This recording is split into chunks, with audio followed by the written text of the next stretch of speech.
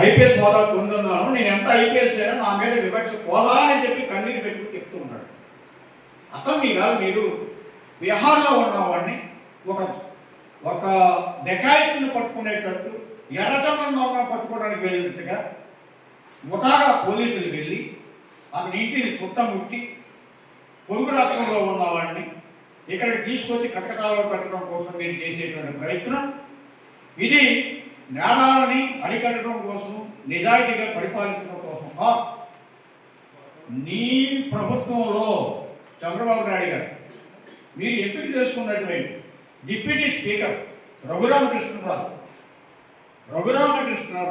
ఒత్తిడికి మేరకు మాత్రమే ఈ సునీల్ నాయక్ అనే అతన్ని మీరు అరెస్ట్ చేసి తీసుకురావడం కోసం ప్రయత్నం చేస్తూ ఉన్నారు.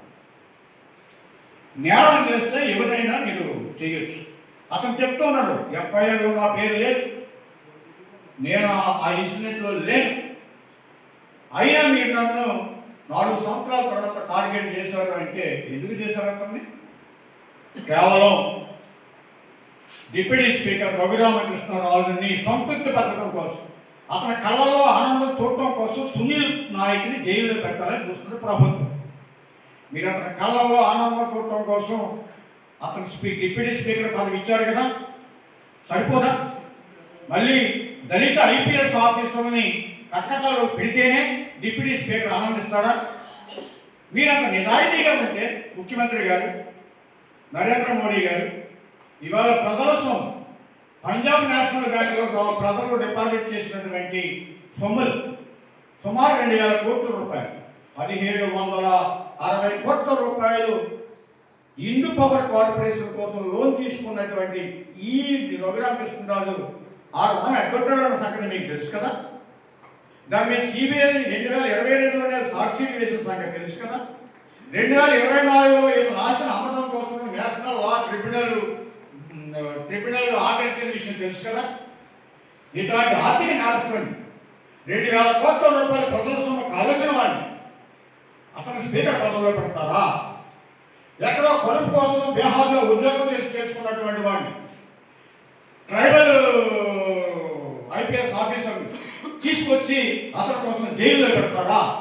ఇదేనా ప్రజాస్వామ్యం మీకు చెప్పింది? ఇదేనా రాజ్యాంగం మీకు చెప్పింది?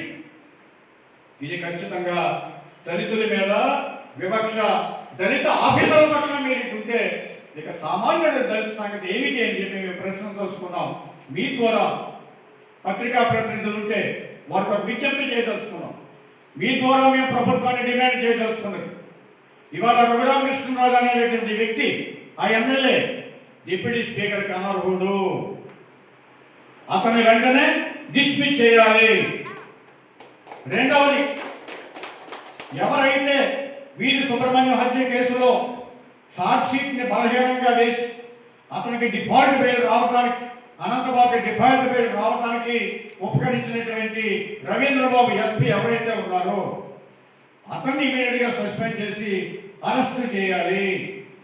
రఘురామకృష్ణరాజు టార్చరీ కేసులో ఏ విధమైనటువంటి సంబంధం లేనటువంటి లేదా చెప్తున్నటువంటి ఇద్దరు ఐపీఎస్ ఇద్దరు సునీల్ ఎవరైతే ఉన్నారో వాళ్ళ పట్ల మీరు కనుక మొండిగా వెళితే మీ పరిపాలన పట్ల ఏమంటే జగన్మోహన్ రెడ్డి మీద కోపం ఉంటే మీరు వేరే రకంగా తీర్చుకుంటున్నారు.